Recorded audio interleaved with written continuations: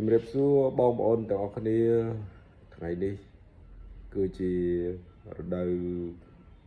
ខ្យល់បក់រដូវត្រជាក់ហើយកន្លែងខ្លះប្រហែលជាប្រមូលកសិផលច្រូតកាត់នឹងរួចរាល់ហើយកន្លែងខ្លះក៏នៅដែរហើយក្នុងរដូវនេះគឺពិតជាសម្បូរមូសមែនតែនមូសខាំគឺផ្ដល់ផលអាក្រក់ដល់សុខភាពក៏ដូចជាអាយុជីវិតយើងច្រើនមែនតែនហើយមានជំងឺពីរដែលបណ្ដាលពីមូសខាំហ្នឹងដែលគ្រោះថ្នាក់ហើយបងប្អូនក៏បានស្គាល់ច្រើនព្រោះមានការផ្សព្វផ្សាយក៏ដូចជាការយកចិត្តទុកដាក់ព្យាបាលបានទូលំទូលាយក្នុងនោះគឺជំងឺគ្រុនឈាមហើយនិងជំងឺគ្រុនចាញ់ថ្មីបើយើងដឹងច្រើនក៏ដោយក៏នៅតែមានជួបប្រទះនៃការកើតបើប្រទះនៃការកើតជំងឺនេះហើយព្យាបាលផងដែរ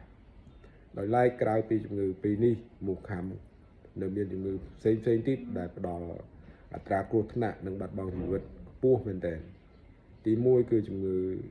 ក្តៅខ្លួនហើយធ្វើឲ្យស្បែកយើងឡើងលើង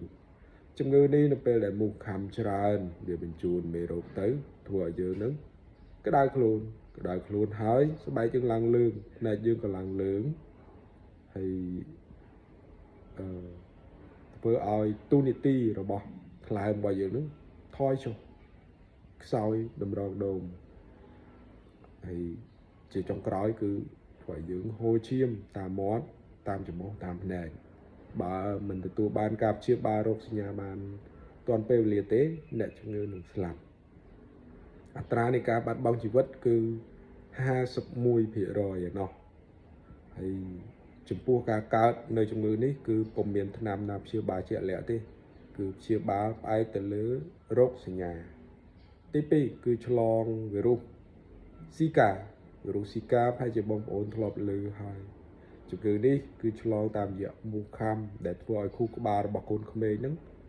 តូចឬក្បាលតូចគឺមិនធ្វើឲ្យខួរក្បាលហ្នឹងមានការលូតលាស់ទេហើយអត្រានៃការមរណភាពហ្នឹងក៏ខ្ពស់ផងដែរនៅពេលដែលអ្នកជំងឺឆ្លងនៅវីរុសស៊ីកាហើយវីរុសនេះអាចឆ្លងពីមនុស្សម្នាក់ទៅមនុស្សម្នាក់ទៀតបានតាមរយៈ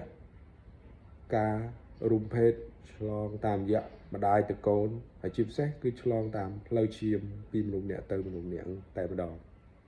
ទី3គឺជំងឺរលាកខួរក្បាលជប៉ុនជំងឺនេះធ្វើឲ្យអ្នកជំងឺក្តៅខ្លួនឈឺក្បាលខ្សោយប្រព័ន្ធដង្ហើមរលាកសួតនៅពេលដែលពុំមានការព្យាបាលរោគសញ្ញាបានទាន់ពេលវេលាទេអ្នកជំងឺស្លាប់ហើយមានអត្រាគ្រោះថ្នាក់ខ្ពស់មែនទែនហើយជំងឺមួយនេះដែរក៏ពុំមានថ្នាំណាព្យាបាលជាក់លាក់ដើម្បីសម្លាប់មេរោគដែរគឺយើងព្យាបាលទៅលើរោគសញ្ញាដែលកើតឡើងចំពោះអ្នកជំងឺហើយទី4មូសខាំច្រើននោះវាអាចបញ្ជូននៅពពួកមេរោគប៉ារ៉ាស៊ីតចូលក្នុងខ្លួនយើងអញ្ចឹងក៏មិនដោយឲ្យខ្លួនរបស់យើងនឹងត្រូវបានមូសខាំច្រើនទោះបីជាយប់ក្តីទោះបីជាថ្ងៃក្តីអញ្ចឹងបងប្អូនត្រូវគេងក្នុងមុងកុំនៅក្រៅយូរឲ្យមូសខាំច្រើនពេកហើយកាលដែលយើងដុតធូបមូសឬក៏